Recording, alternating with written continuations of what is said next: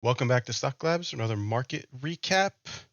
We finished up July, started August, and first week of August was kind of soft. So yeah, we were expecting coming in that there was a chance we'd give back some gains this week, and market basically did just that.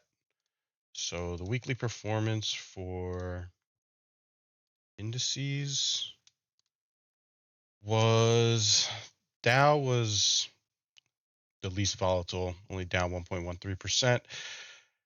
Russell down 1.18%, S&P down 2.25%, and the Qs were down 3%. So even from last week, said like there was a chance we give back like a couple percent in major indices, and it's basically what happened. A couple percent in the S&P, 3% in the Qs. So nothing too out of the ordinary. Bonds also sold off again, down 3% for the week on TLT. So 10-year, 30-year you know, near highs basically, and those are highs for not just recent highs, but those highs are extending like decade highs. So yeah, definitely a different rate environment than what a lot of investors are used to from the past, at least post financial crisis era.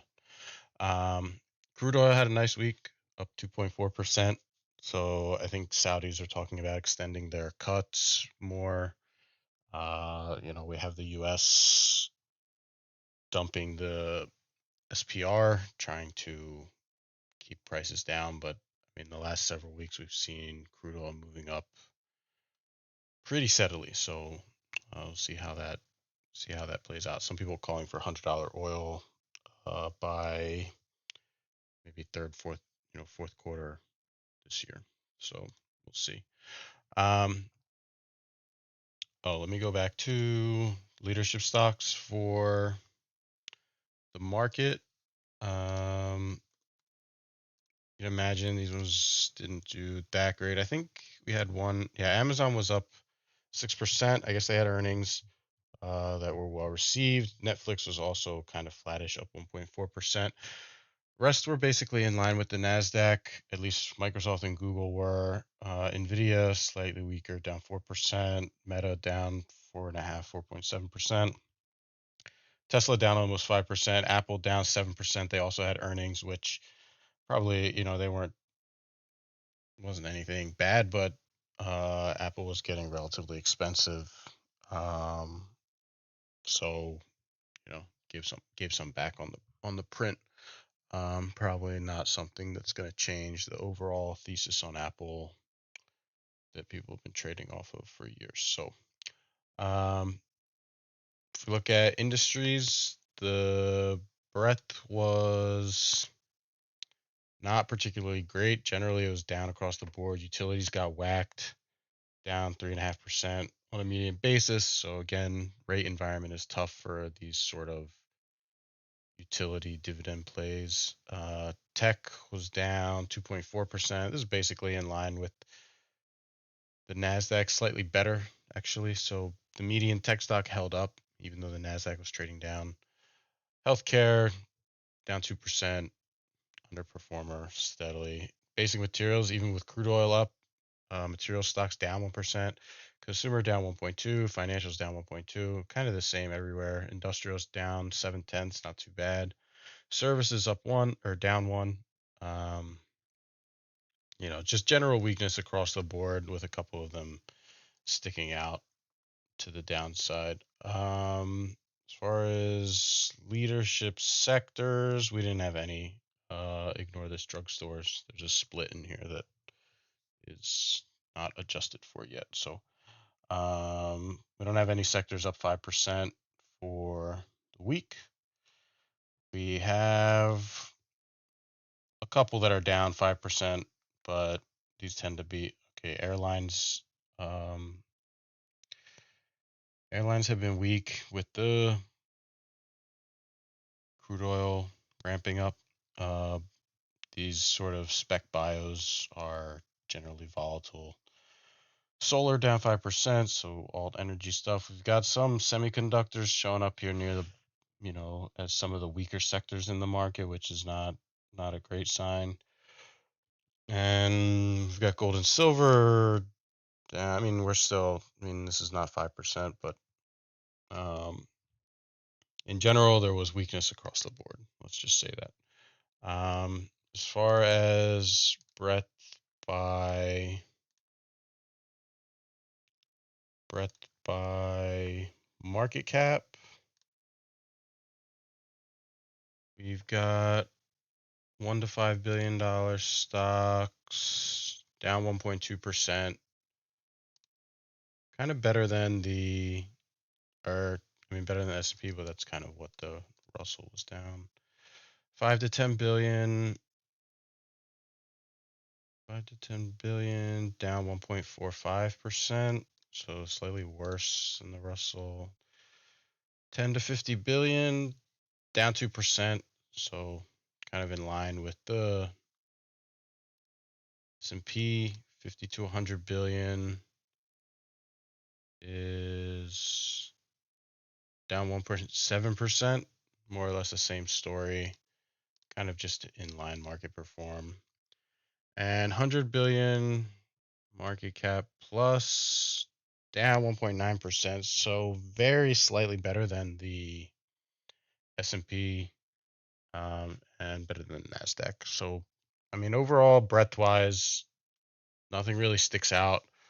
Kind of what you'd expect from a down 2-3% week in the indices. That's sort of what the makeup of it is, just across all stocks and all sectors. So there's not any kind of like one sector dragged it down or one section of stocks was doing better or anything like that. It was just a general down week for the markets. So if we look at what's to come for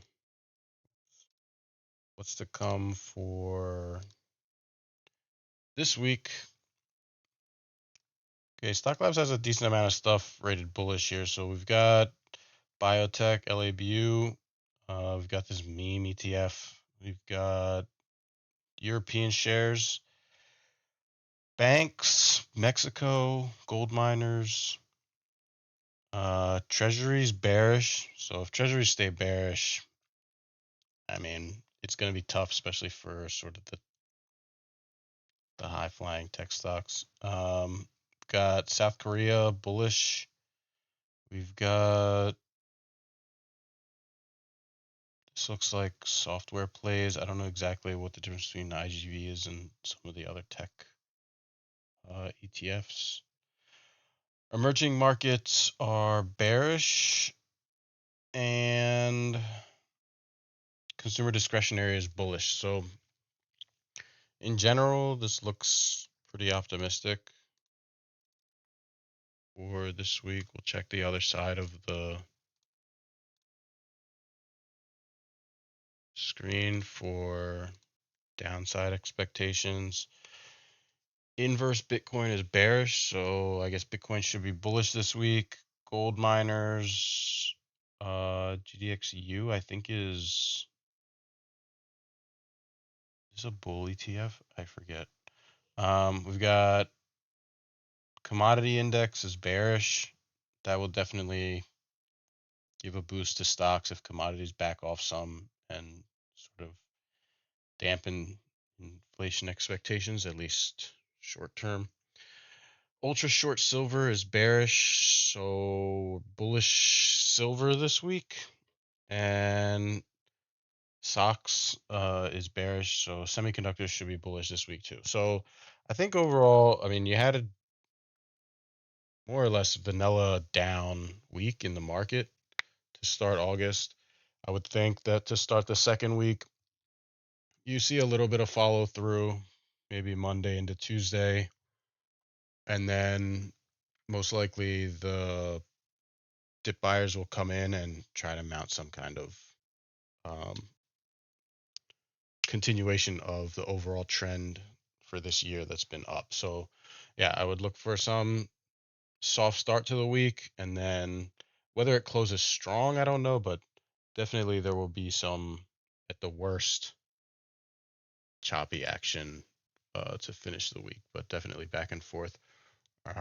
Could also just make a strong bounce and everything goes back to what it's been the last several months. So, yeah, I would say, you know, mostly everything is fine. There's not anything to ring alarm bells over. Other than if the rates stay sort of pinned up at the around the highs, then I wouldn't really. It'd be kind of difficult to trust the bounces that are, any bounce that comes in. The rates start falling, then there's a better chance that any kind of rally would stick.